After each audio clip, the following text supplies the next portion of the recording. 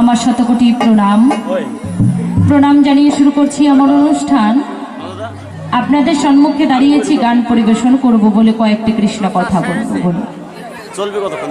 গান গাইতে গিয়ে আমার অনেক অনেক ভুল ত্রুটি হয়ে যেতে পারে, আপনারা আপনাদের সন্তান বোন মনে করে আমাকে ক্ষমা করবেন। অনেক দূর থেকে এসেছি, তাই মায়েদের কাছ থেকে চেয়ে নেব উলোধ্বনি। মায়েরা সবাই মিলে উলোধ্বনি দেবেন। সন্ধ্যাবেলা উলোধ্বনি দেন তো নাকি? মায়েরা উলোধ্বনি দেয় সন্ধ্যাবেলা? হ্যাঁ, এদিকে মায়েদের বলছি, দেওয়া হয় তো? তাহলে যদি দেয় তাহলে তো ভালোই, উলোধ্বনিটা হবে। তাই মায়েরা দেবে উলোধ্বনি, আমার বাবারা সবাই মিলে দেবে নামের ধ্বনি, হরি নামের ধ্বনি। আমার যান্ত্রিকরা দেবে যন্ত্রের ধ্বনি, মাইকম্যান দাদা দেবে শব্দের ধ্বনি। এই পঞ্চধ্বনি একত্রিত করে এখানে গড়ে তুলব সুরধ্বনি, যে সুরধ্বনিতে ভগবান শ্রীকৃষ্ণ স্নান করতেন। এই নামের ধ্বনি, হরিধ্বনি, উলোধ্বনি দিয়ে শুরু করছি আজকের অনুষ্ঠান। সবাই মিলে দিয়ে শুরু করব।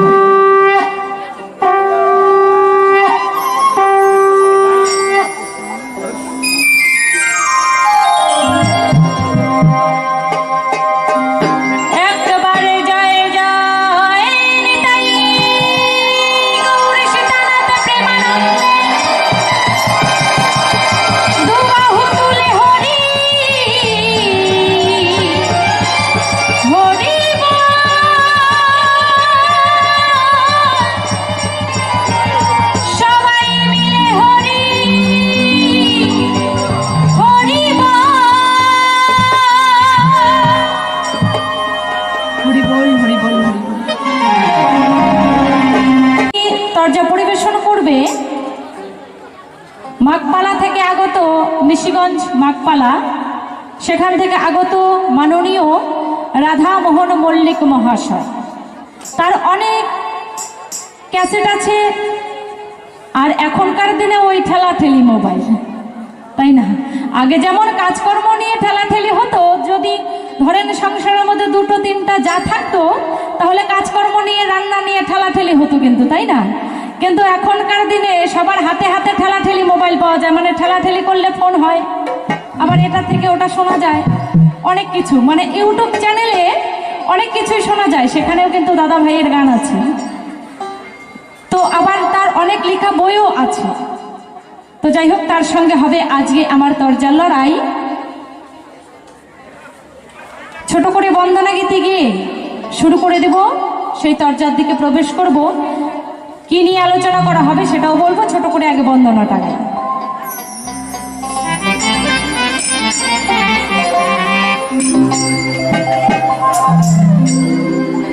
আমি বন্দী সবার চরণ তোরি, আমি বন্দী সবার চরণ তোরি, আমার এই সভায় আছেন যত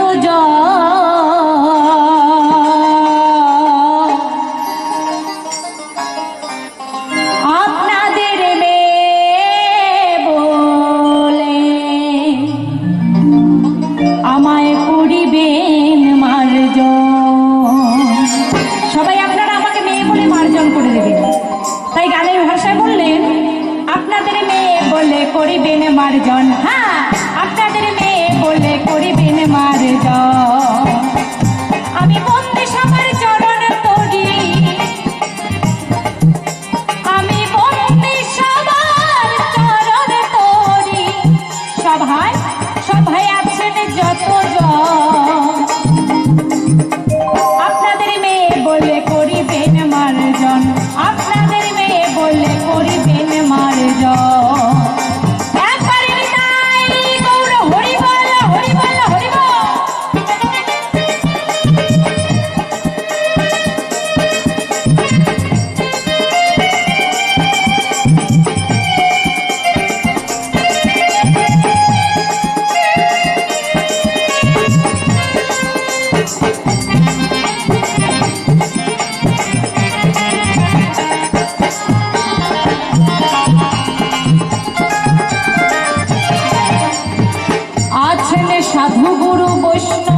যত আমি প্রণাম জানাই শত শত গো।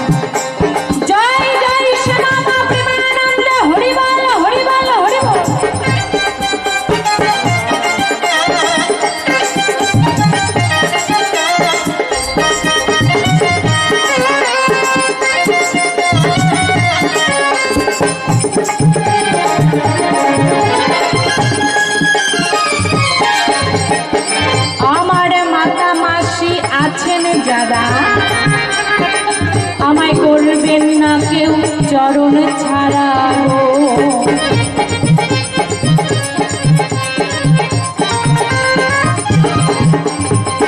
আমার মাতা মাসি আছেন যারা আমায় করবেন না কে চরণ ছাড়া গো। আমি অতি কপাল পোড়া, আমি অতি কপাল পোড়া, আমি অতি কপাল পোড়া আপনাদের মেয়ের মতো। আপনাদের মেয়ে বললে করিবেন মার্জন, আপনাদের মেয়ে বললে করিবেন মার্জন।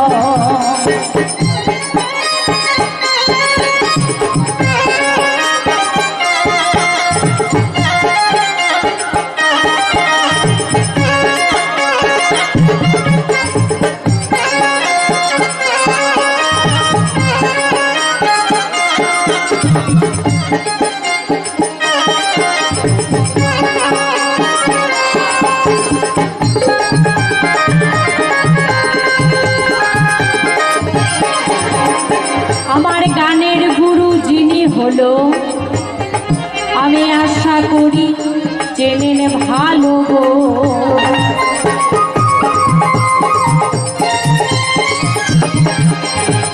আমার তত্ত্বগুরু যিনি হলো আমি আশা রাখি চেনেন ভালো গো। বাবুল রামচরণ গোসাই নামটি হলো, বাবুল রামচরণ গোসাই নামটি হলো আমার সম্বন্ধে শ্বশুর বাবা হন। আপনাদের মেয়ে বললে করিবেন মার্জন, আপনাদের মেয়ে বললে করিবেন মার্জন। একবার সবাই মিলে হরি বল হরি বল হরি বল।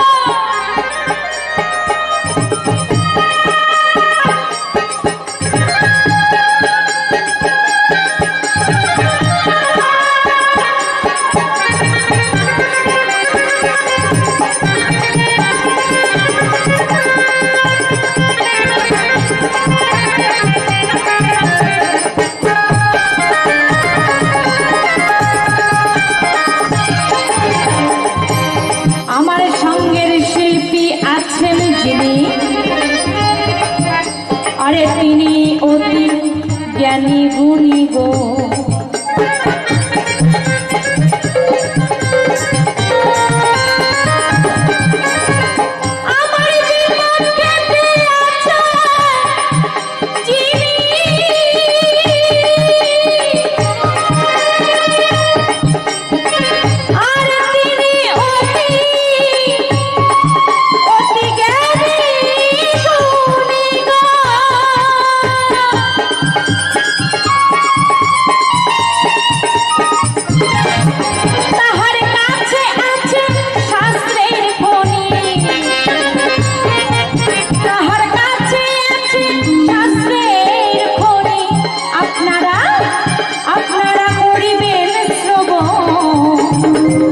আপনাদের মেয়ে বলে করিবেন মার্জন, আপনাদের মেয়ে বলে করিবেন মার্জন। আমি বন্দি সবার চরণ তরি, বন্দি সবার চরণ তরি। সভায়, এই সভায় আছেন যতজন, আপনাদের মেয়ে বলে করিবেন মার্জন, আপনাদের মেয়ে বলে করিবেন মার্জন, আপনাদের মেয়ে বলে, আপনাদের মেয়ে বলে, আপনাদের মেয়ে বলে আমায় করিবেন মার্জন।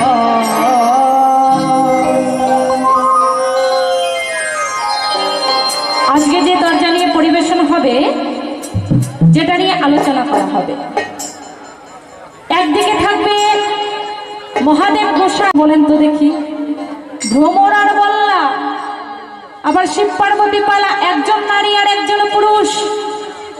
আমারও বিপক্ষে যিনি আছে তিনি কিন্তু একজন খাঁটি পুরুষ, মাননীয় রাধা মোহন মল্লিক মহাশয়। তার সঙ্গে হবে দরজার লড়াই। তো মানুষটাও খুব ভালো, কিন্তু একদিকে যন্ত্রণা ঘটে গেল কেমন জানি। আমাদের যে সত্যি সম্বন্ধ, আমাদের সম্বন্ধটা একটু অন্যরকম সম্বন্ধ। আপনারা অনেক জায়গায় গান বাজনা শুনেছেন, এই বাউল গান। বাউল গানের মধ্যে যেখানে অনেক অনেক জায়গায় দেখা যায় নারী এবং পুরুষ থাকে, সেখানে তাদের অরিজিনাল সত্যি সম্বন্ধ যেটা থাকে, ওই ধরেন দেখা যায় স্বামী স্ত্রী দুজন তারা গান বাজনা করেন, তাই না?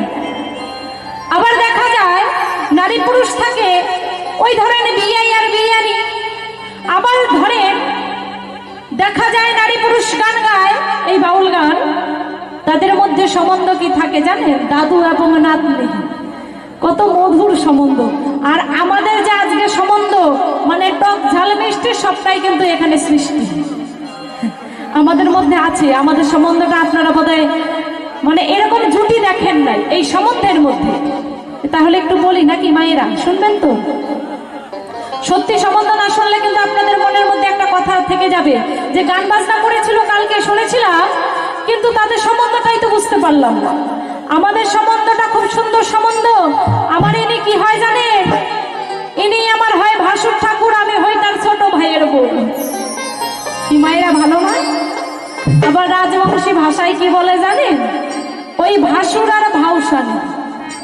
ছোট ভাইয়ের বউকে বলা হয় ভাউসানি আর ভাসুর, তাই না? তাই এই যে আজকে ভাসুর ভাউসানির পাল্লা কার যাবে সাল্লা কাল্লা আমার জানার উপায় নাই। আপনাদেরই কিন্তু বিচার করা চাই। আপনারা হচ্ছেন হাকিমের স্বরূপ, আমরা হচ্ছে উকিল স্বরূপ। আমরা উকালতি করবো, আপনারা হাকিম হয়ে বসে বসে বিচার করবেন কে ভালো বললো কে মন্দ বললো। তবে চিন্তার কোনো কারণ নাই। আমার এই মহাদেব, আজকে আমি তাকে মহাদেব বানালাম, আমি দুর্গা সাজলাম, কারণ আমি যেহেতু নারী আর ইনি হচ্ছে পুরুষ, বেমিলের দিকে একদম যাব না। তাই তাকে আমি মহাদেব বানালাম। আজকে আমি তাকে একদম বধ করে আসর থেকে তারপর নামবো। দুর্গা যেমন অসুর বধ করেছিল, আমি অসুর বধ না করে ভাসুর বধ করব। মানে আধুনিক যুগ তো একটু বেশি বেশি হয়। হ্যালো,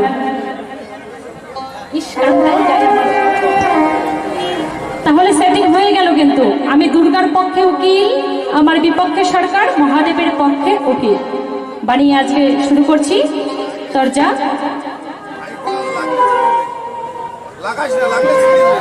তাই শুনুন, মহাদেবের কাছে যাহা জিজ্ঞাসা করবো সুন্দরভাবে জেনে দেবে। আমি দেবী দুর্গা নামটি ধরিব, ও গো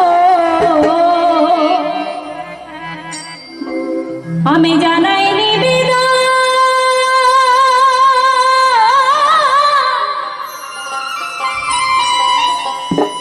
আমার বিপক্ষেতে আছে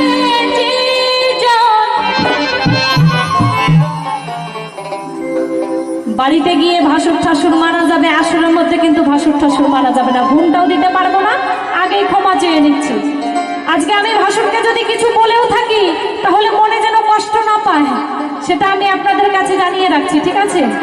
একদম ক্ষমা টমা প্রথমবারে চেয়ে আমি শুরু করছি, কারণ অনেক কিছু পারে। তাই আমার বিপক্ষে কে আছে? আমার বিপক্ষেতে আছে যে জন, তিনি কে? তিনি দেব পঞ্চানন গো। ওহো দেবী দুর্গা নামটি ধরিব।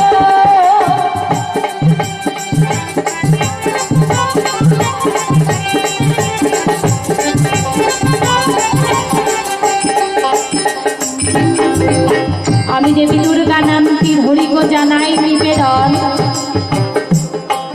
আমার বিপক্ষেতে আছে যে জন, তিনি দেব পঞ্চানন। মহাদেবের আরেক নাম পঞ্চানন কেন? মহাদেব যখন বিবাহ করতে গিয়েছিলেন তখন 5টি মাথা ধারণ করেছিল বলে মহাদেবের এক নাম পঞ্চানন।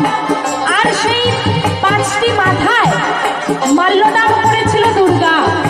দশভুজা, 10টা হাত দুর্গার আছে বলে দুর্গার আরেক নাম হচ্ছে দশভুজা।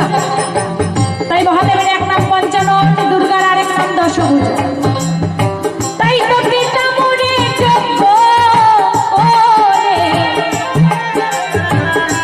করেছে বিয়ের আয়োজন। ওই জটাধারীর হাতে আমায় করলেন সমর্পণ।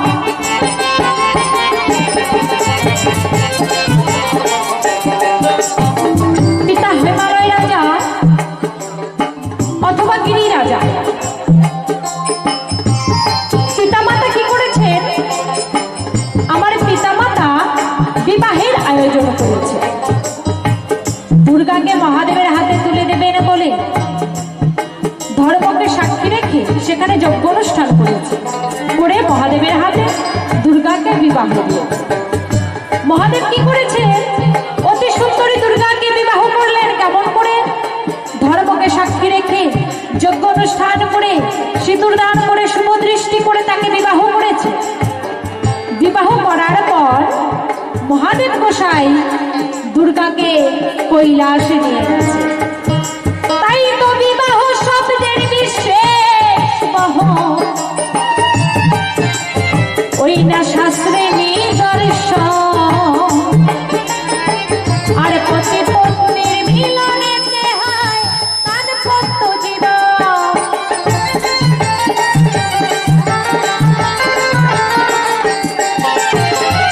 বিবাহ শব্দের বিশেষ বহন, শাস্ত্রে নিদর্শন। পতি পত্নীর মিলনেতে হয় দাম্পত্য জীবন। পতি পত্নীর মিলনেতে দাম্পত্য জীবন শুরু হয়। তাহলে মহাদেব গোসাই দেবের মহাদেব 33 কোটি দেবতা, দেবতারা যার ভজন করে পূজন করে মহাদেব গোসাই তিনি কি করেছে? দুর্গাকে বিবাহ করে কৈলাসে নিয়ে গিয়ে দুর্গাকে ঘরে রেখে সে শ্মশানে মশানে গিয়ে পড়ে থাকে। গাঁজা ভাঙ ধুতুরা খায়, অঙ্গে ছাই ভস্য মাখে। আচ্ছা বলেন তো দেখি, এমন যদি স্বামী হয় ঘরে কি থাকা যায়? হে মহাদেব গোসাই, তোমার কাছে আমি জানতে চাই, তুমি কেন অতি সুন্দরী দুর্গাকে বিবাহ করে কৈলাসে রেখে তুমি কেন শ্মশানে মশানে যাও? আর গাঁজা ভাঙ ধুতুরা কেন খাও সে কথার জবাব দাও। অঙ্গে কেন মাখো তুমি ছাই, আমি সে কথারও জবাব চাই। আর তুমি দুর্গার মধ্যে এমন কি ত্রুটি পেলে যে তাকে ছেড়ে দিয়ে তুমি শ্মশানের মধ্যে চলে গেলে? তুমি কেন সংসারে থাকলে না? সংসার ধর্ম শ্রেষ্ঠ ধর্ম আমি শুনতে পাই। তাহলে মহাদেব গোসাই কেন সংসার ছেড়ে দিয়ে শ্মশানে মশানে যায়? তোমার কাছে আমার জিজ্ঞাসা জানাই। তাই তুই এই পর্যন্ত তাহার কাছে আমার জিজ্ঞাসা হয়ে গেল।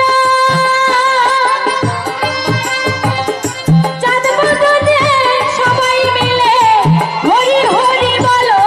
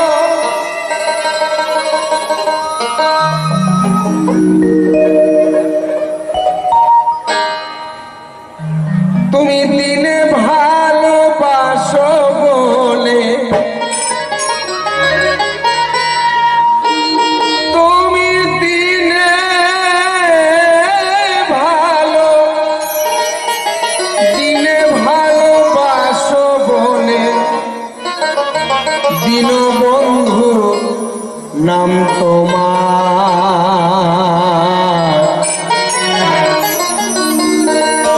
দিনের সম্বল তুমি কেবল, তুমি বিনে কে আছে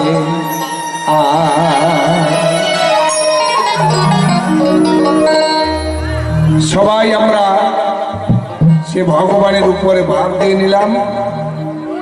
যার ইচ্ছা ছাড়া, হরিবল হরিবল, আস্তে মায়েরা বাবারা, যার ইঙ্গিত ছাড়া গাছের একটা পাতা পড়ে না, যার ইচ্ছা ছাড়া উজানের জল ভাটিতে যায় না, সেই পরম পুরুষ ভগবানকে স্মরণ করে নিলাম। তিনি সকলের মঙ্গল করুন। আমার হলো না জীবনে শুদ্ধ মনে, হলো না জীবনে শুদ্ধ মনে, প্রভু তোমার নাম গাওয়া হায় গো, প্রভু তোমার নাম গাওয়া।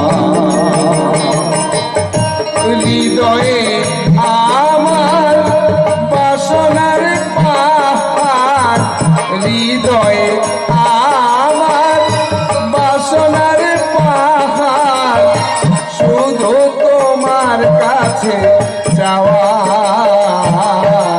প্রভু তোমার নাম গাওয়া হায় গো, প্রভু তোমার নাম গাওয়া।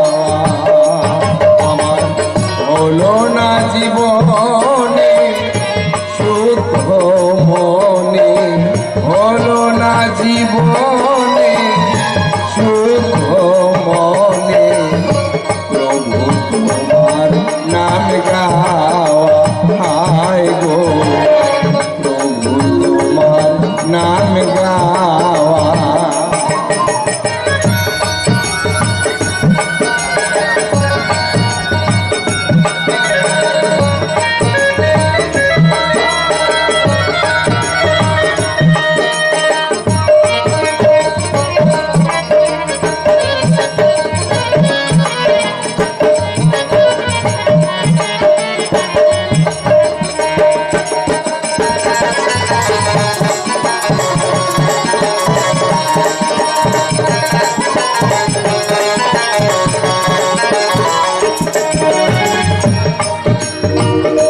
প্রভাতে উঠিয়া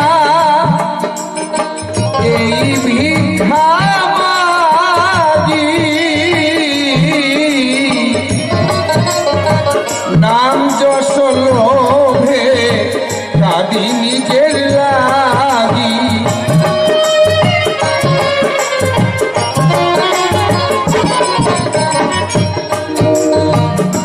প্রভাতে উঠিয়া এই ভিক্ষা মাগি, নাম যশ লোভে কাঁদি নিজের লাগি, হইলাম না তোমার প্রেম অনুরাগী,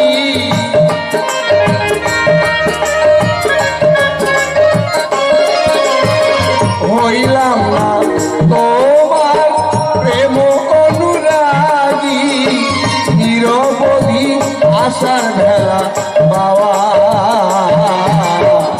প্রভু তোমার নাম গাওয়া হায় গো, প্রভু তোমার নাম গাওয়া।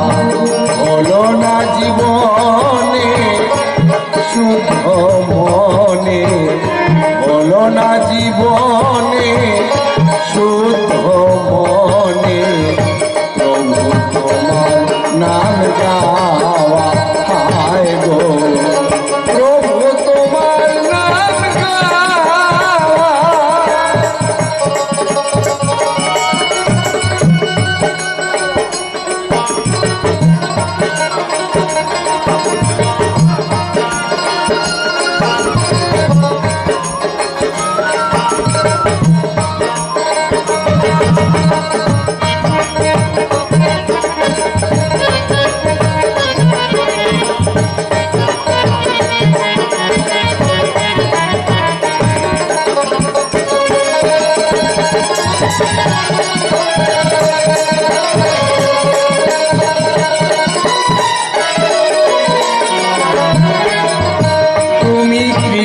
সিন্ধু জানি গো সংসারে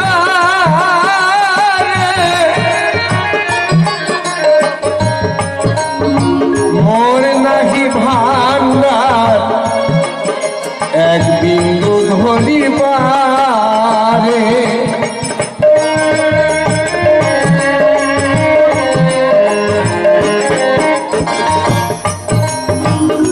তুমি কৃপা সিন্ধু জানি গো সংসারে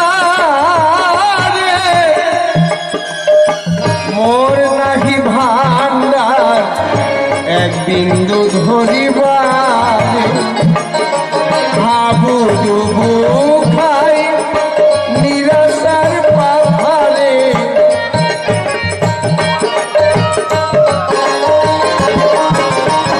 হাবু ডুবু খাই নিরাশার পাহাড়ে হয় না তো মারে পাওয়া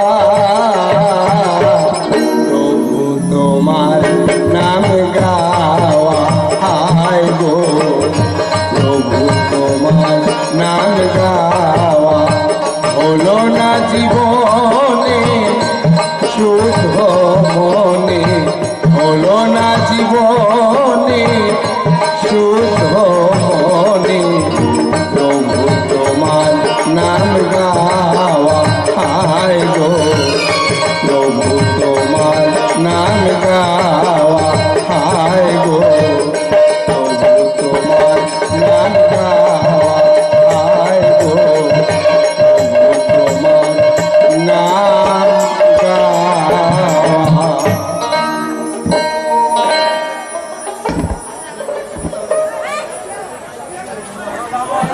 সভা করে আছেন যারা প্রণাম সবার পায় আমি দাঁড়াইলাম সভায় আমি দাঁড়াইলাম সভায় সভা করে আছেন যারা প্রণাম তাদের পায় এই সভাতে আছেন যারা প্রণাম সবার পায় দাঁড়াইলাম সভায় আমি দাঁড়াইলাম সভায় দাঁড়াইলাম সভায় আমি দাঁড়াইলাম সভায়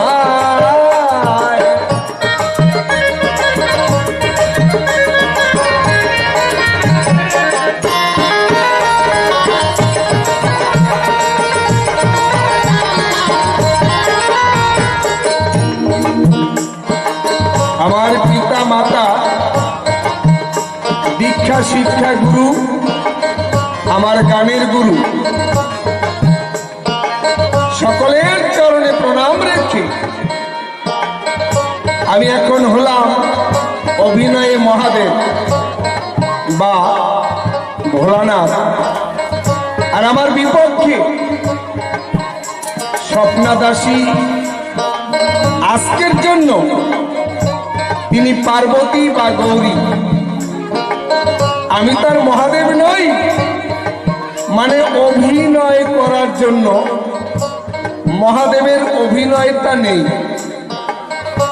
ভুল ত্রুটি মার্জনা করবেন হা হা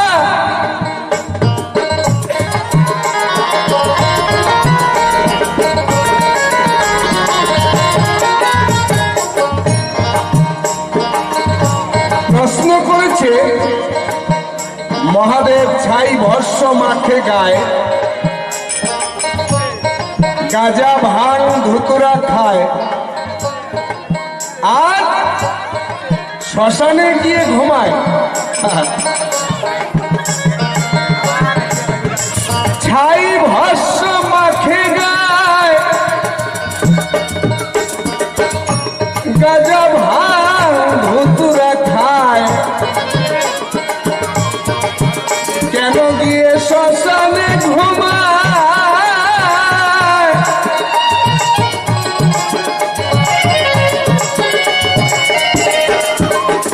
সেই কথাটি খাটি খাটি বলবো এই সভায়, ওগো সেই কথাটি খাটি খাটি বলবো এই সভায়। প্রণাম দিলাম সবার পায়, আমি দাঁড়াইলাম সভায়।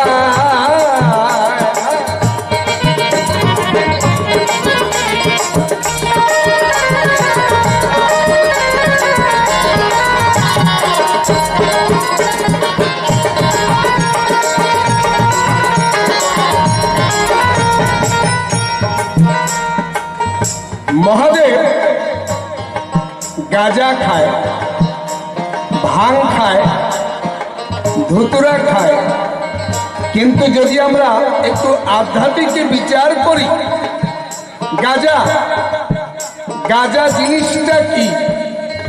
আরে হরির নাম গা, গাইতে গাইতে বৃন্দাবনের দিকে যা, যার যার গুরুর নাম গা, গাইতে গাইতে গুরুর বাড়ি যা। এই যে গা আর যা, হরির নাম কৃষ্ণ নাম গা, গাইতে গাইতে বৃন্দাবনের পথে যা। এই হলো গা আর যা।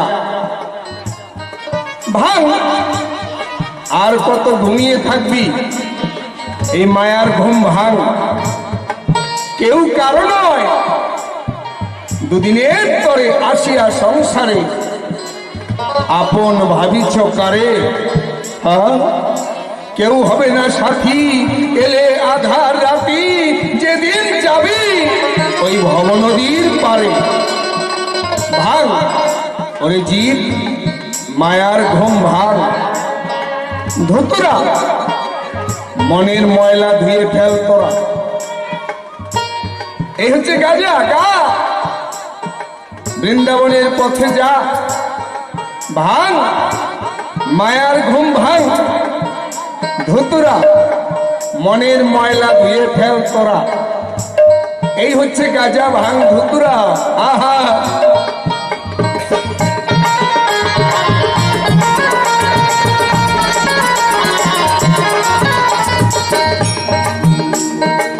গাঁজা ভাঙ ধুতুরার কথা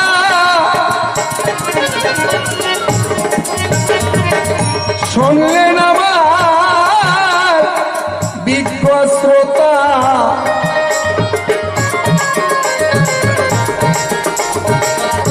শাস্ত্র মাঝে আছে গাথা, আমি বলে যাই হেথায়। আমি দাঁড়াইলাম সভায়, আমি দাঁড়াইলাম সভায়।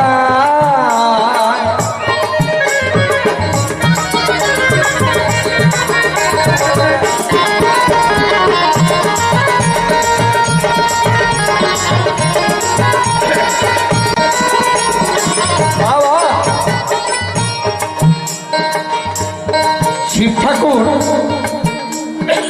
গাঁজা ভাঙ ধুতুরা, যেটা আমরা শিবের পূজায় দিয়ে থাকি গাঁজা, এটা বড় মজা। এ গাঁজার তৈরি হলো কোথা থেকে? শিবের দেখবেন গলায় সাপ, মাথায় সাপ, হাতে সাপ, কোমরে সাপ। সর্প হচ্ছে শিবের অলংকার। হ্যাঁ হ্যাঁ, সর্প হচ্ছে শিবের অলংকার। একদিন উদয় নাগ বলে একটা সর্প ছিল। ওই উদয় নাগের সবল খেয়ে শিব সাধনা করত। শিব যখন সাধনায় যেত, জিহ্বাটা বের করে দিত, আর উদয় নাগ শিবের জিহ্বার মধ্যে ছোবল দিত। তাতে শিবের নেশা হতো, আর তিনি সাধনায় বসে পরম পুরুষের সাধনা করত। একদিন গৌরী তাই দেখিয়া মনে পেল ভয়। সাপের কামড় খেয়ে কবে আমার স্বামীর মরণ হয়।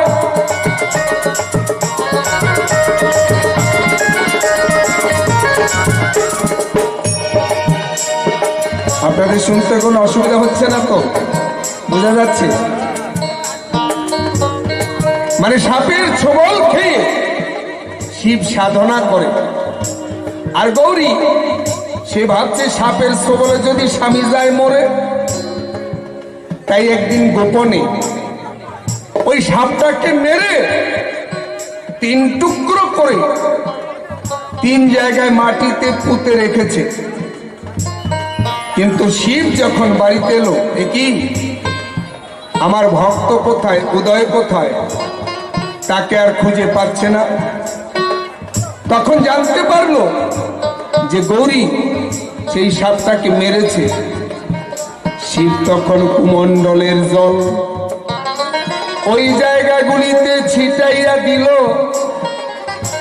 3 জায়গা হতে 3টা গাছের জন্ম নিল।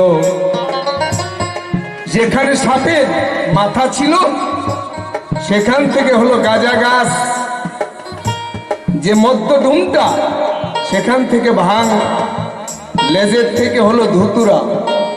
এই 3 প্রকার নেশার সৃষ্টি হলো।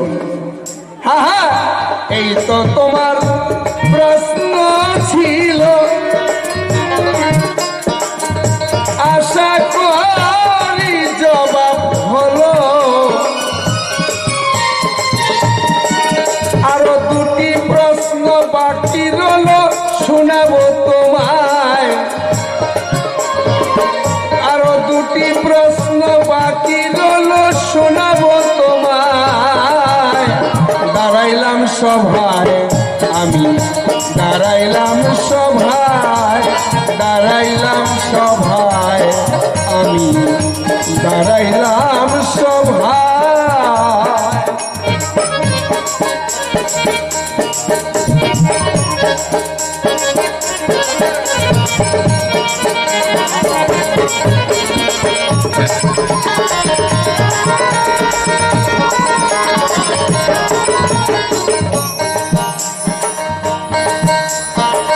শিব অঙ্গে মাখে ছাই।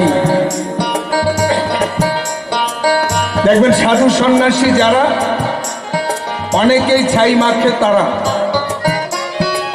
তার কারণ হচ্ছে এই যে আমাদের দেহের মধ্যে কয়েক লক্ষ ছিদ্র রয়েছে, প্রত্যেকটা লোমকূপের পাশে একটা করে ছিদ্র রয়েছে।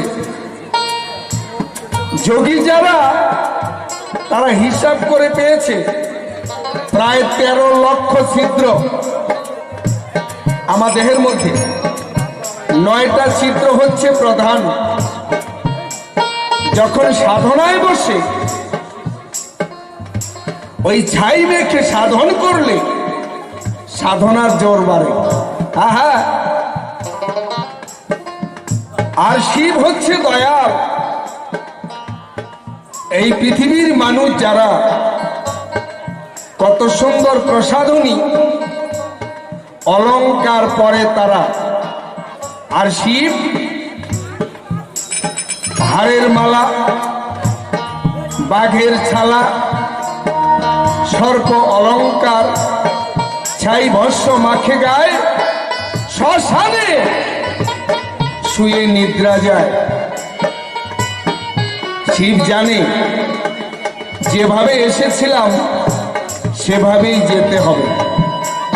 হে মানুষ, যেভাবে এসেছিলে সেভাবেই যাবে। যেদিন মরবে একটা ছেঁড়া কাপড় সঙ্গে থাকবে না, সেভাবেই যেতে হবে। তাই শিব শ্মশান ঘাটে। কেন শুধু শ্মশান ঘাটে শিব থাকে? গৌরী কি শ্মশান ঘাটে থাকে না? হ্যাঁ, যেখানে শ্মশান শিব থাকে সেখানে কালীও থাকে।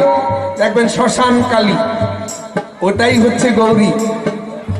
যেখানে স্বামী সেখানে স্ত্রী, যেখানে প্রাণ পাশেই তার মন, যেখানে কায়া সেখানেই ছায়া।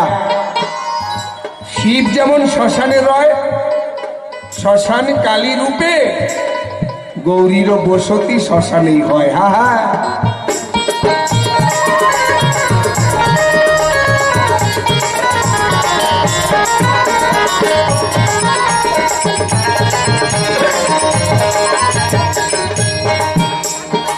তাই শিব বলছে, একটা মানুষকে যখন শ্মশানে পড়ে,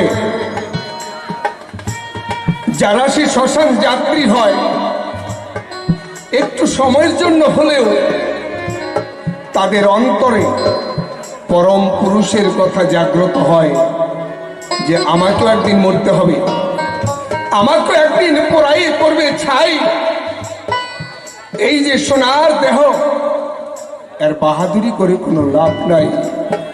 তাই সময় থাকতে একটু পরম পুরুষকে, ভগবানকে চিন্তা করা চাই। তার জন্যই শিব শ্মশানে থেকে জীবকে ডাকে, তোরা আয়। সবাই যখন তোদেরকে বিদায় দিয়ে দিল, কেউ আপন করে ডাকলো না, আমি আছি। তাই মায়ার এই সংসারে এসে বারে বারে তোমারে ভুলিয়া যাই।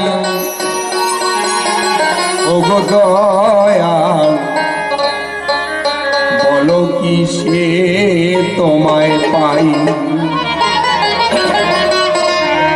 মায়ারি সংসারে এসে বারে বারে তোমারে ভুলিয়া যায়, বলো কি সে তোমায় পাই। ওগো দয়াল, বলো কি সে তোমায় পাই।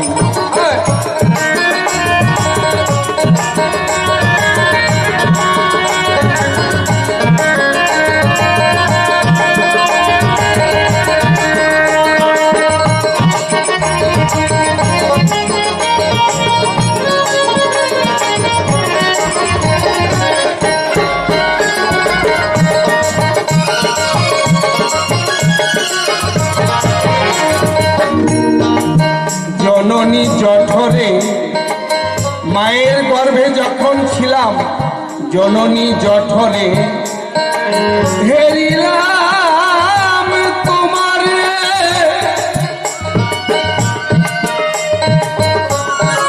সত্য করে আমি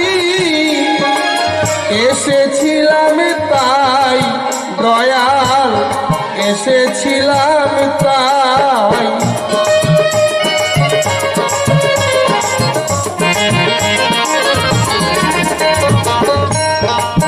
কিন্তু আমাদের মনে নাই, আমরা মায়ের গর্ভে যা বলেছিলাম ভগবানের সঙ্গে, মায়ায় পড়ে সব ভুলে গেছি। জননী জঠরে হেরিলাম তোমারে,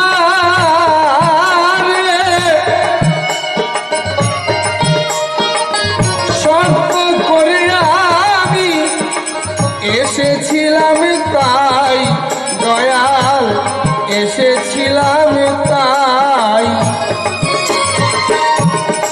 পরে ভূমণ্ডলে সবই গেলাম ভুলে,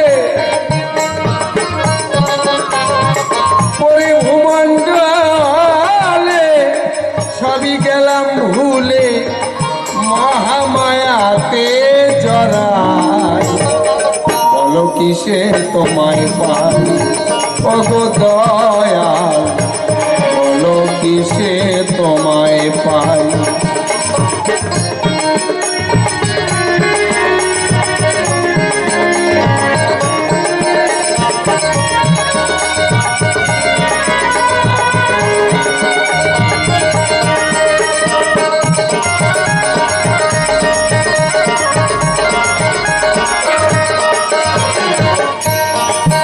কামিনী কাঞ্চনে দারুণ মায়া ভরা,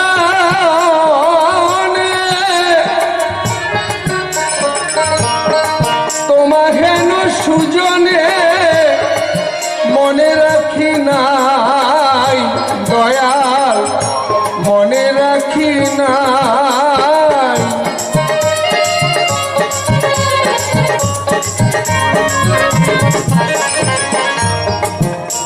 নিতাই বলে রাধা মোহনে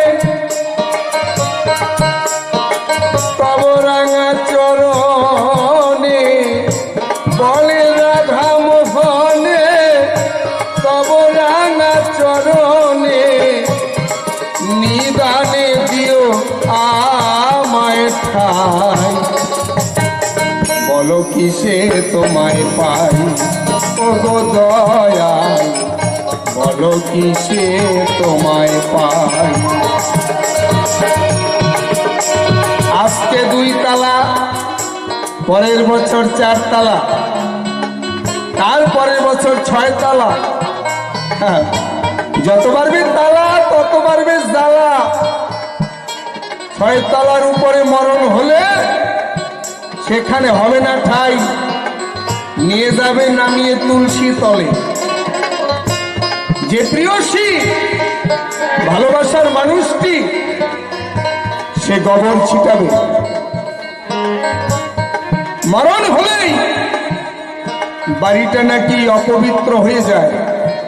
আহা, এই যে গোবর ছিটায়, এই গোবর এত পবিত্র হলো কি করে? আজকে যেখানে প্রশ্ন করেছে, যারা চলে গেছে যাক, যে কয়েকজন আছেন অন্তত এই প্রশ্নটার জবাব শুনে যান। বাড়ি অশুদ্ধ বাড়িকে গোবর ছিটাই শুদ্ধ করা হয়। আমরা হিন্দু মানুষ যারা, সনাতন ধর্মের মানুষ যারা গোবর ছিটাই পবিত্র হই, তারা এই গোবর এত পবিত্র হলো কেন? একদিন শিব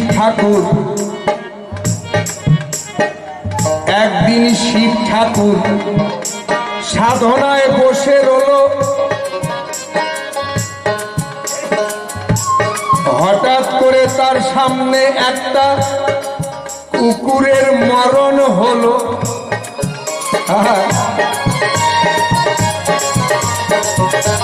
দেখবেন শ্মশানে কুকুর, শৃগাল এগুলি কিন্তু ঘোরাঘুরি করেই। শিব ঠাকুর বসে আছে সাধনায়, সামনে একটা কুকুর শুয়েছিল। হঠাৎ করে কুকুরটা মরে গেল। কেন? কুকুরের উপরে একটা ফুল পড়েছিল। ফুল, এটা কোন ফুল? সেটা হচ্ছে পারিজাত পুষ্প, যেটা দেবতারা ব্যবহার করে। স্বর্গের নন্দন কাননে ওই পারিজাত ফুলের জন্ম। এটা মানুষে ব্যবহার করতে পারে না, কোনো জীবজন্তু ব্যবহার করতে পারে না, তাদের সহ্য হয় না। নারদ মুনির বীণার মধ্যে পারিজাতের মালা ছিল, সেখান থেকে একটা ফুল যখন খসে পড়ল, ওই কুকুরের উপরে পড়া মাত্র কুকুরটা মরে গেল। এবার শিব ঠাকুর কি করলো? সেই কুকুরটাকে ব্রহ্ম অগ্নির দ্বারা পোড়াই করেছে ছাই।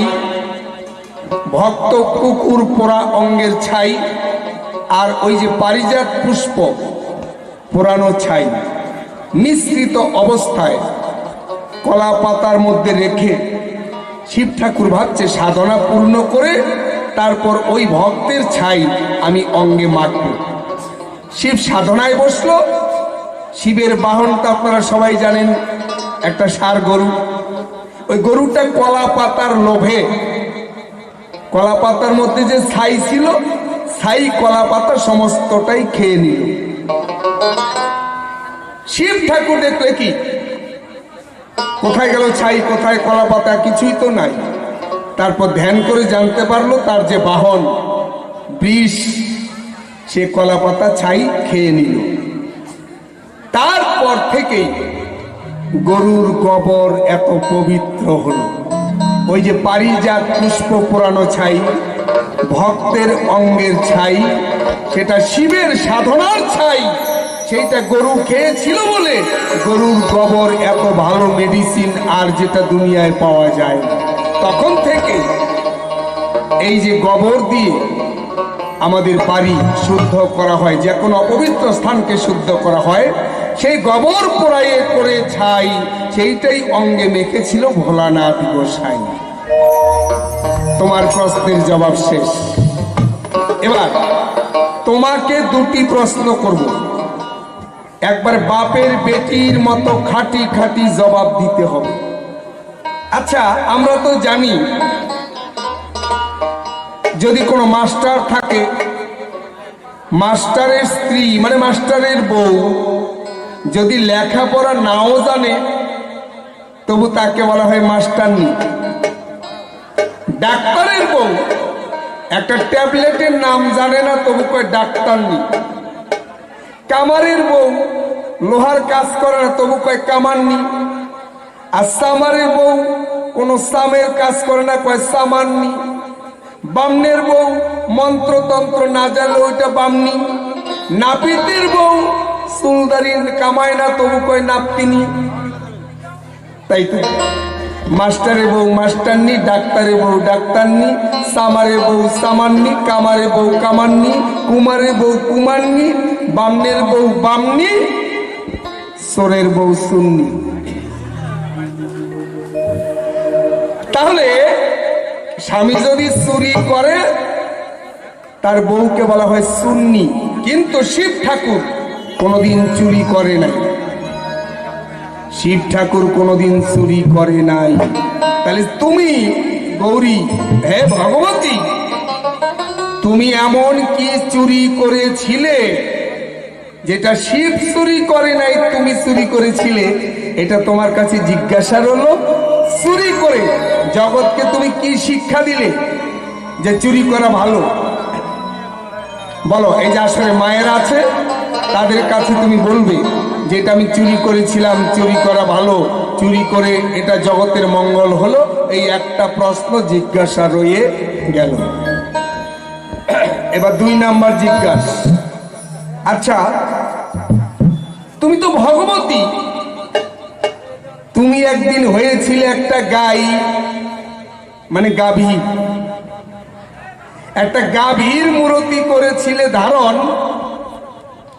তাহলে গাভী হতে গেলে তার 4টা পা, একটা লেজ, এটা তো অবশ্যই হবে। তাহলে তুমি কেন হয়েছিলে গাই? তোমার একটা লেজ হয়েছিল, এখন তার লেজ নাই।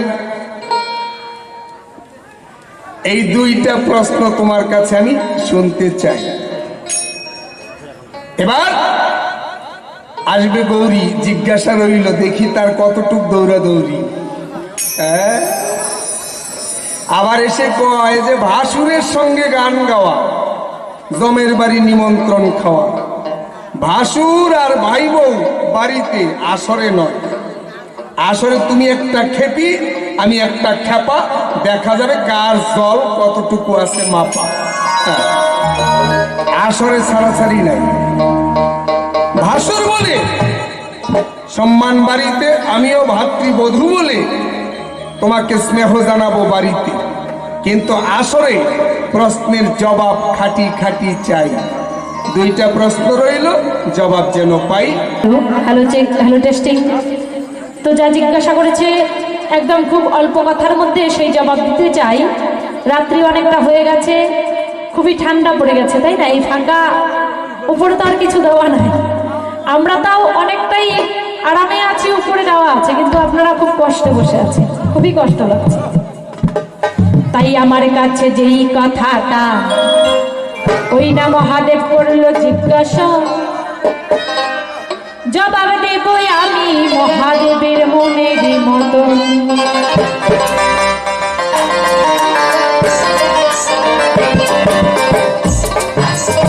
কেমন করে চূর্ণী হলো গো, এই বলবো ধর্ম সভার ঠাই। মহাদেব চুরি করে নাই তবু চূর্ণী বলে যায়।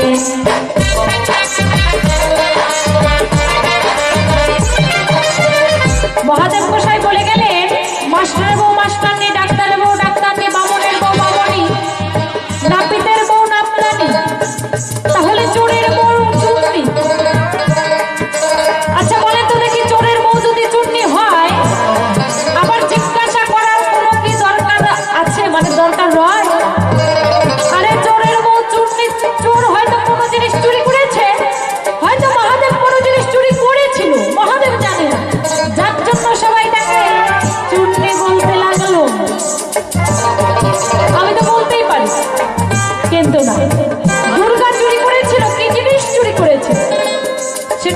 হবে এই সভায়।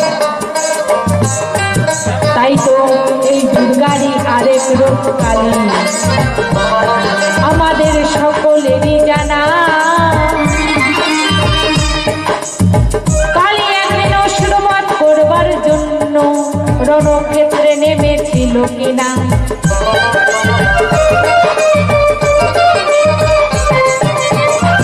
কালী একদিন রণক্ষেত্রে নেমেছে অসুর বধ করবে, পৃথিবীকে রক্ষা করবার জন্য অসুর বধ করে পৃথিবী রক্ষা করবে।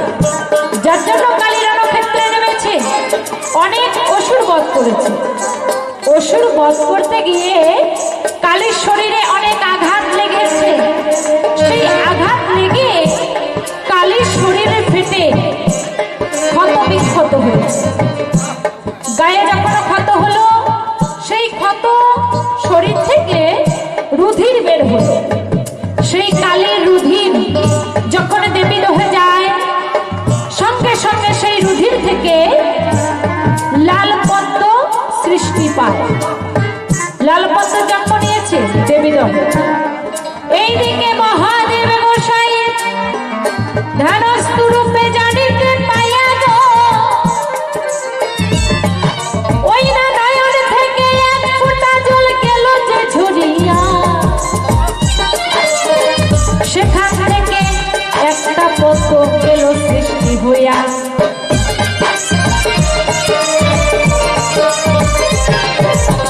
আরেকটা পদ্ম সৃষ্টি হয়েছে, সেটা কোথা থেকে হয়েছে? মহাদেবের নয়ন থেকে হয়েছে।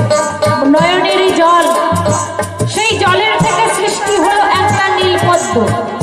মহাদেব ভাবছে, হায় রে, আমি কালীকে কত ভালোবাসি, কালীকে এত ভালোবাসি, কালীর শরীরে যদি একটু আঘাত লাগে মনে হয় যেন আমার গায়ে লাগলো।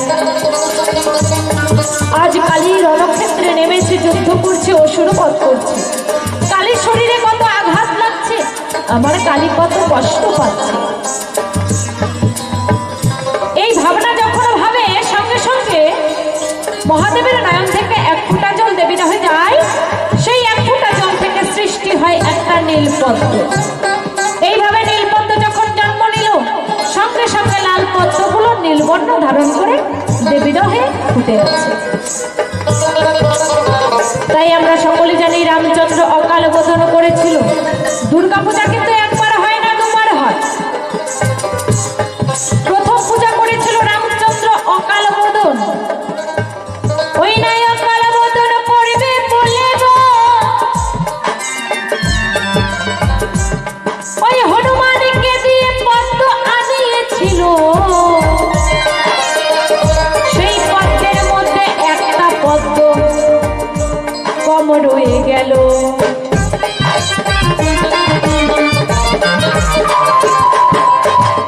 দেবীর সামনে হনুমান পদ্ম এনে সাজিয়ে রেখেছে। ডালির মধ্যে যখন রাখলো, রামচন্দ্র একটু করে পুজো করতে আসবে। রামচন্দ্র যখন পুজো করতে আসলো, মনে মনে ভাবছে, হনুমানকে দিয়ে পদ্ম আনিয়েছি, হনুমান ঠিক পদ্ম এনেছি কিনা আমার একটু দেখে নেওয়া উচিত। তাই আমি তো মায়ের পূজা করব, এখনই মায়ের পুজো শুরু করে দেব। তাই শুরু করার আগে আমি একটু পদ্মগুলো গুনে নিই। পদ্ম যখন গুনতে লাগলো, দেখলো একটা পদ্ম কম। ভাবলো হয়তো আমার গন্ডগোল হয়েছে, তো আবার গুনে দেখি। আবার যখন গুনলো, দেখলো একটা পদ্ম কম আছে। বারবার যখন গুনছে, বারবার দেখতে পায় একটা পদ্ম কম। 160টা পদ্ম হয়, একটা পদ্ম তো সেখানে নাহি রয়। কি করবে এখন? তাহলে আমি কেমন করে পুজো করব? এই ভাবনা ভাবিতে লাগিল। আর বলছে, হে মা, আমি কি তবে তোমার পূজা করতে পারবো না? আমি যুদ্ধ করার আগে তোমার পূজা করতে চাই মা। তাহলে একটা পদ্ম যে কম হয়ে যাচ্ছে, আমি মায়ের পূজা কেমন করে করব? হনুমানকে ডেকে বলছে, হনুমান, তুমি আরেকটা পদ্ম আমাকে এনে দাও, তাহলে 108টা পদ্ম মিল করে আমি মায়ের পূজা করতে পারি। এই বলে হনুমানকে যখন ডাকলো, হনুমান বলছে, ত্রিভুবন ঘুরে আমি 108টা পদ্ম পেয়েছি, আর একটাও পদ্ম তো সেখানে রেখে আসেনি, কোথায় পাবো আর পদ্ম? আর তো পদ্ম নেই প্রভু। বলছে, তাহলে আমি মায়ের পূজা করতে পারবো না। সঙ্গে সঙ্গে তার মনে হলো সে যখন ছোট ছিল, রামচন্দ্র যখন ছোট ছিল, তার নয়ন দুটি দেখে তার মা বলতো নয়ন দুটি নাকি ঠিক নীল পদ্মের মতো দেখতে। তবে হে মা, তাই যদি হয়, আমার নয়ন দুটি যদি ঠিক নীল পদ্মের মতো হয়ে থাকে, তাহলে আমি আমার নয়ন দিয়ে তোমার পূজা করতে চাই। আমার এই নয়ন পুষ্প হিসাবে তোমার চরণে অর্পণ করে দেব। এই নয়ন দিয়ে 100টা পদ্ম মিল করে তারপর আমি তোমার পুজো করব। এই বলে যখন নয়নের মধ্যে বান মারতে চাইল, সঙ্গে সঙ্গে দেবী আবির্ভূত হয়ে রামচন্দ্রের হাতে ধরে বলছে, হে রামচন্দ্র, তুমি তোমার নয়ন দিয়ে আমার পুজো করো না, তুমি তোমার অঙ্গের চক্ষু দিয়ে আমার পুজো করতে চাও। না না, সেটা আমি মেনে নিতে পারবো না। তবে তোমার পুজো তো হয়েই গেছে, তোমার মতো ভক্ত আমি কোথাও পাবো না রামচন্দ্র। তাই এই নাও তোমার পদ্ম, এই পদ্ম দিয়ে তুমি তোমার পূজা সুসম্পন্ন করো। এখন বলছে হনুমান পদ্ম খুঁজে পায়নি। হে মা, তাহলে তুমি কোথায় পেলে পদ্ম? বলছে হনুমান যখন সাজিয়ে রেখেছিল পদ্ম, সেখান থেকে আমি একটা পদ্ম চুরি করেছিলাম। কেন জানো? আমি চুরি করেছি আর বাস্তব জগতে এটাই শিক্ষা দিয়েছে। দুর্গা কেন চুরি করেছিল? দুর্গা বলছে, জানো রামচন্দ্র, এখানে পদ্মগুলো, এই পদ্মগুলোর মধ্যে যে পদ্ম আমি চুরি করেছি, সেই পদ্মটা ছিল আমার স্বামীর অংশের পদ্ম। তুমি তো পুজো করে সবগুলো পদ্ম আমার চরণে অর্পণ করে দেবে, আমি আমার স্বামীর অংশের পদ্মটা কেমন করে চরণে নেব? তাই আমি কি করেছি, সেই পদ্মটাকে লুকিয়ে আমি মাথায় করে রেখেছি, আর বিশ্ববাসীকে এটাই আমি জানিয়েছি, হে বিশ্ববাসীগণ, স্বামীর যে পরম ধন আর হতে পারে। তাই সেদিন বাস্তব জগতে শিক্ষা দিয়েছি দেবী, স্বামীর অংশের জিনিস মাথায় রাখতে হয়, চরণে নয়। স্বামীকে বেশি ভালোবাসে বলে মাথার মধ্যে রেখেছিল স্বামীর অংশের পদ্মটা। এখানেই তার জিজ্ঞাসা ছিল, আশা করি জবাব হয়ে গেল। তবে আমরা দুজনে একসঙ্গে বেশ তো কথা শুনলাম হেথা, তুমি মিথ্যা বলো না। মনে পড়ে কি ওই যে একদিন তুমি ওই নাই একজন ভক্তকে পরীক্ষা করবার জন্য সাজিয়াছিলাম যে গাভী, একজন ভক্তকে পরীক্ষা করবার জন্য দুর্গা গাভী সেজেছিল। সেই সময় দুর্গার একটা লেজ হয়েছিল গো, আমি করিব বর্ণনা। তখন তুমি একটা রূপ ধরেছিলে, তুমি বলো কিনা?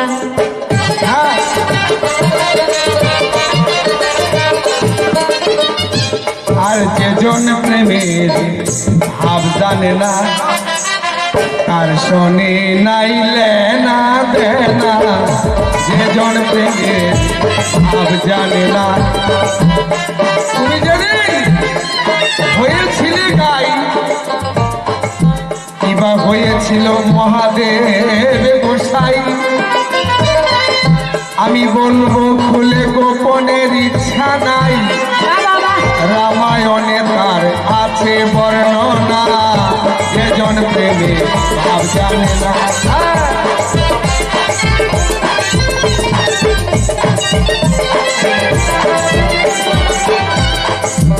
রামের বাবা দশরথ, দশরথের বাবা অজ রাজা, অজ রাজার বাবা হচ্ছে রঘু রাজা।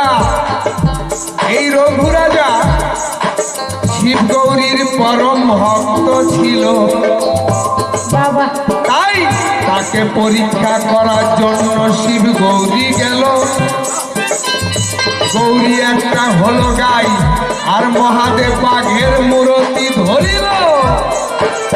রঘু রাজার কাছে গেল দুইজনা, যেজন প্রেমে ভাব জানে না, তার সাথে নাইলে না দেনা, আর যেজন প্রেমের ভাব জানে না। আগে গাই পিছনে বাঘ, মানে বাঘটাই হচ্ছে মহাদেব। গাই গিয়ে যখন রঘু রাজার কাছে দাঁড়ালো, পিছনে বাঘ। রঘু রাজা দেখলো ও বাঘে আক্রমণ করেছে। হে মা, হে গাভী, তুমি আমার পিছনে দাঁড়াও, আমার জীবন থাকতে তোমার জীবন নষ্ট হতে দেব না। তখন বাঘ বলছে, হে রাজা, তুমি তো ধার্মিক রাজা, 3 দিন হলো আমি কিছুই খাই না, এই গাভী ছাড়া আর কিছুই চাই না। আবার আমার খাদ্য না দিলে আমি ফিরে যাই না। কি করবে তুমি কর ভাবনা। যে জন প্রেমের ভাব জানে না, তার সাথে নাইলে না দেনা। যে জন প্রেমের ভাব জানে না। রঘু রাজা বলছে, ও তোমার আহার লাগে, খাদ্য লাগে, হরিণ, পাঠা, খাসি, তুমি যত চাও আমি তত দেব, কিন্তু এই গাভীটাকে আমি বিনাশ হতে দেব না। আর বাঘ বলছে, না না, তুমি যদি ধার্মিক রাজা হও তাহলে গাভীর বিনিময়ে তুমি হরিণ, পাঠা, খাসি দেবে কেন? নিজের মাংস দাও। রঘু রাজা বলছে, তুমি আমাকেই খাও, তবু গাভীটাকে রক্ষা করো। বাঘ বলছে, আমি ইচ্ছা করে খাবো না, তুমি নিজে হাতে তোমার গায়ের মাংস কেটে দিলে তাহলে আমি খাবো। রঘু রাজা বলছে, তাই যদি আমার শিব গৌরীর চরণে ভক্তি থাকে, আমি শিব গৌরীর নামে শপথ করে বলছি, আমার জীবন যাক, তবু যেন আমি গাভীটাকে রক্ষা করতে পারি। এই বলে তীক্ষ্ণ একটা অস্ত্র নিয়ে নিজের গায়ের মাংস যখন কেটে দিতে যায়, মহাদেব বাঘের মূরতি ছেড়ে দিয়া আবার দাঁড়াইল ভোলা মহেশ্বর হইয়া। রঘু রাজা দেখে চাইয়া, আমি ক্যারি করেছিলাম সারা জনম আরাধনা, আমি তো এরই আরাধনা করেছি, তুমি শিব।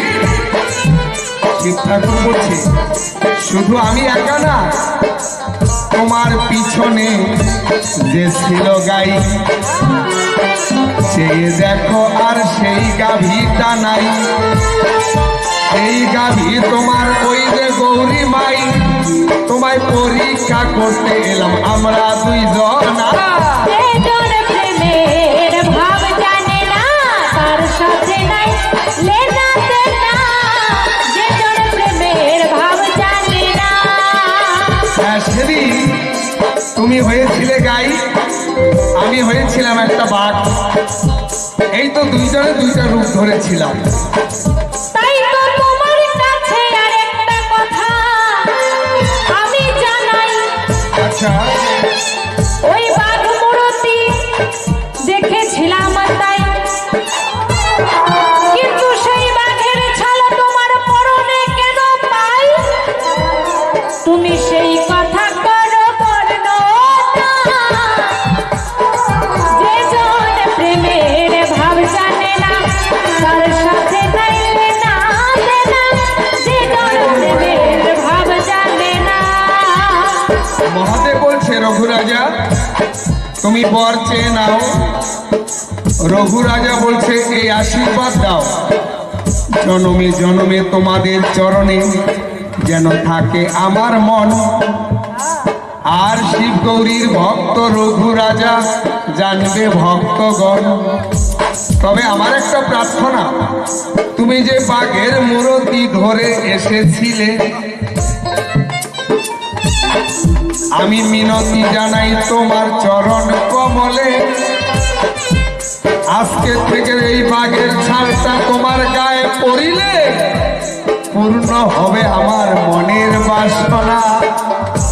রঘু রাজার প্রার্থনা রাখতে মহাদেব সে বাঘের ছাল পরেছিল, এখনো মহাদেবের পরনে সে বাঘের ছাল, এটা আমরা দেখি চিরকাল। এই তো তোমার জিজ্ঞাসা ছিল, আরো কি কোনো প্রশ্ন আছে বলো? এবার দুইজন মিলে কাশী ধামে চলো, কত ভক্ত আমাদের করে সাধনা।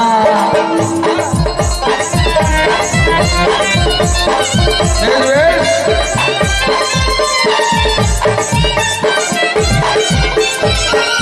তাই শোনো শোনো ও মহাদেব গোসাই, বলো। তোমার কাছে আর একটা কথা জানিতে চাই। হ্যাঁ, জবাব দিব, কোনো অসুবিধা নাই, শুনবে আমার যত ভক্ত জনা।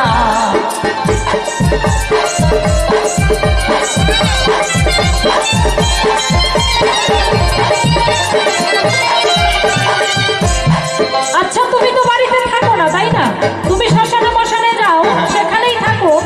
আমি বুঝতে পেরেছি তুমি কেন সংসার ছেড়ে সেখানে যাও, তোমার মুখে শুনেছি। কিন্তু সেখানে শুধু যাও সেটা তো নয়, তোমার মাথার মধ্যে একটা নারীও রয়। আচ্ছা বলো তো দেখি, কোন নারী কি সহ্য করবে যে তার স্বামী মাথার মধ্যে নারী নিয়ে ঘুরবে? হ্যাঁ, এই মহাদেবের মাথার মধ্যে গঙ্গা দেবী রয়, কেন তোমার মাথার মধ্যে গঙ্গাকে দিলে ঠাই? সেই কথাটাই আমি তোমার কাছে জানতে চাই। বেশ বেশ, গঙ্গা আর দুর্গা, গঙ্গাকে রেখেছে মাথায়। দেখো, এই জগতেও যদি কেউ একটু বউকে বেশি আদর করে, অনেকেই কয় এই বউটা একবারে আদর করতে করতে মাথায় তুলেছিস, এরকম বলে। কিন্তু আচ্ছা দাঁড়াও দাঁড়াও, বউ আদর করেছিস সেটা সব বুঝতে পারলাম, কিন্তু তুমি নারীকে রাখবে রাখো, কিন্তু তোমার তো একটা সম্মান আছে, তুমি হচ্ছে আছে, যোগী আছে। পুরুষ নাকি? হ্যাঁ, আর তোমার সম্মানে আমি থাকি। তাহলে তাই যদি হয়, পাড়ার লোকে অনেকে অনেক কেচ্ছা বলতে থাকে, আমার ভালো লাগে না।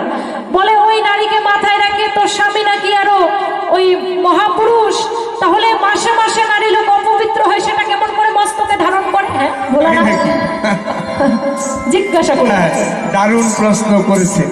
দেখো, ভগীরথ নামে এক ভক্ত ছিল। ভগীরথের পূর্বপুরুষ মানে সগর বংশ কপিল মুনির অভিশাপে সব পুড়ে ছাই হয়ে গেল। তখন মুনি আশীর্বাদ করেছিল, যদি গঙ্গার বাড়ি ধারা মানে গঙ্গার পবিত্র জল যদি ওই ছাই ভস্যর উপর দিয়ে যায়, তাহলে ভগীরথের পূর্বপুরুষ মানে বংশধরেরা তারা সকলে মুক্তি মুখ্য পাবে। তাই ভগীরথ এবার সাধনা করলো ব্রহ্মার, হে ব্রহ্মা, আমি গঙ্গা মাকে মত্ত ধামে নিতে চাই। তাই ভগীরথ সে গঙ্গা মাকে নিয়ে এলো। যখন হিমালয় পর্বতে এলো, গঙ্গা মা ডাক দিয়ে বলল, ভগীরথ, আমি যদি হিমালয় থেকে সরাসরি মত্ত ধামে এই পৃথিবীতে পড়ি, তাহলে পৃথিবী ধ্বংস হয়ে যাবে, আমাকে আগে ধারণ করতে হবে, নইলে আমার বেগ এই পৃথিবী সহ্য করতে পারবে না। তাহলে এই গঙ্গার বেগ ধারণ করবে কে? তখন সবচাইতে শক্তিশালী যিনি, শক্তিমান, তিনি হচ্ছে ভগবান মহাদেব। তিনি বলছে, আমি আমার মাথার মধ্যে গঙ্গার বেগ ধারণ করব। তাই সে হিমালয়ের থেকে গঙ্গা যখন তিনটা ধারা, এক ধারা স্বর্গধামে রইল, স্বর্গের গঙ্গার নাম হচ্ছে মন্দাকিনী। আর যে ধারাটা মত্ত ধামে এলো, ভগীরথ এনেছিল, তার নাম ভাগীরথী। আর যেটা পাতালে গেল সেটা ভগবতী। ওই একটা ধারা শিবের মাথায় ছিল, তাই শিবের মাথায় গঙ্গা দেখি ভালো, এই তো তোমার জিজ্ঞাসা ছিল। তাই এটাই তোমার জিজ্ঞাসা ছিল। তবে শোনো, আস্তে আস্তে কথায় ছেড়ে দিচ্ছি। হ্যাঁ, দারুণ প্রশ্ন। কি তুমি বললে গঙ্গা একটা নারী, তাই না? হ্যাঁ, গঙ্গা নারী নয়, আচ্ছা, নরের বউ। নরের বউ হয় নারী, রাক্ষসের বউ রাক্ষসী, দানবের বউ দানবী, মানবের বউ মানবী, আর দেবের বউ দেবী। দেবী। তাহলে গঙ্গা হচ্ছে দেবী। আচ্ছা, গঙ্গা শিবের মাথায় ছিল 12 বছর, তাতে গঙ্গা অপবিত্র হয় নাই। কেন? আমার কলির কালের মায়েরা 12 বছর বয়সে ঋতুবতী হয়, আর দাপর যুগের মায়েরা 24 বছর বয়সে ঋতুবতী হতো। ত্রেতা যুগের মায়েরা 36 বছর বয়সে ঋতুবতী হয়। সত্য যুগের মেয়েদের 48 বছরে পরিচয়। তাহলে গঙ্গা সত্য যুগের মেয়ে হলো। 1 বছর যখন বয়স ছিল তখনই গঙ্গাকে শিবে মাথায় নিল। সেখানে 12 বছর তার হইল থানা। তাহলে গঙ্গার বয়স 1 আর শিবের মাথায় 12, এই মাত্র 13। 48 হইতে আরো কত বাকি? গঙ্গা ঋতুবতী হইল নাকি 37 বছর? আরো 37 বছর পরে গঙ্গা ঋতুবতী হবে। এই জন্যে গঙ্গা ঋতুবতী হয় নাই। শিব ঠাকুর তার মাথায় দিল ঠাই। এই তো জিজ্ঞাসা জবাব দিয়ে যাই, এবার আমার সেবার জোগাড় করো কিনা। তাই তো বেশ বলিলে, ভালোই বললে, মন্দ কিছু বলো না। তোমার সেবার আয়োজন করবই আমি, তোমার সেবার আয়োজন করবই আমি। আমি কোথায় পাই টাকা করি বলো গো। হরিবল হরিবল। দেখো, মহাদেবের পুজো করতে গেলে তো পয়সার দরকার আছে, করি ছাড়া তো আর কেউ কিছু দেবে না। অবশ্যই। তাহলে টাকা করে কোথায় পাবো? দিন ভিখারির বউ হচ্ছে দিন ভিখারিনী। মহাদেব তো কোনো কাজকর্ম করে না যে পয়সা দেবে, তাহলে আমি টাকা করি ছাড়া পূজার আয়োজন করতে পারছি। মহাদেব সারা জগতের কাজ করতে করতে নিজের কাজ করার সময় পায় না। বাবা, আর তুমি হচ্ছ তারই ঘরণী। এই জন্য ভক্তের কাছে ভিক্ষা করে সেবা দিবে ভোলা মহেশ্বরে। আবার করজোরে ভিক্ষা চাওয়া সরে ভিক্ষা যাবে ভক্ত দিয়া গো। কেউ যদি পারেন 16 আনা দিয়ে যাবে। এখানে হরগৌরীর মিলন হয়ে গেল, দুর্গা মহাদেবের পুজো করবো। যে কোনো একজন বাবা বা একজন মা একটা টাকা গৌরীর হাতে দিয়ে দক্ষিণা দিয়ে দিন। আমরা এখানেই গাইব মিলন গীতি, যেন প্রত্যেকে শান্তি সুখে করে বসতি। যেমন মহাদেব তেমন পার্বতী, দুইজন গেল চির সুখী হইয়া গো।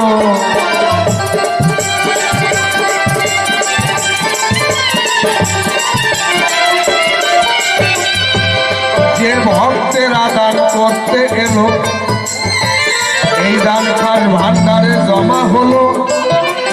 ওগো কৃপা করবে ভোলার শিকড়ে কালো, যাবে চরণে জমা রইয়া গো।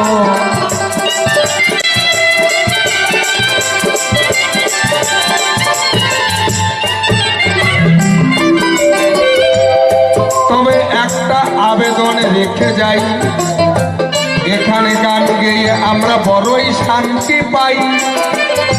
একবারও কিন্তু গন্ডগোল হয় নাই, জানাই ধন্যবাদ জানাই গো।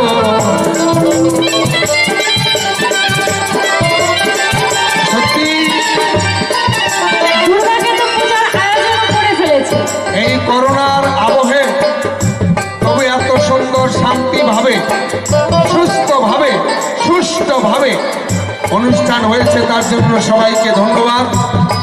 কমিটির কাছে প্রার্থনা রইল, যদি কোনোদিন আরো আসার সুযোগ হয় অন্তত একটু সময় বাড়িয়ে সন্ধ্যার থেকে শুরু করে যেন কিছু তত্ত্ব কথা বলার সুযোগ হয়।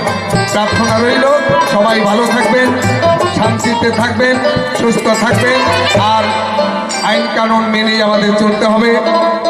যেখানে আমরা যাই আমরা যেন নিজেকে অসাবধান বশত কোনো ক্ষতি ডেকে না আনি।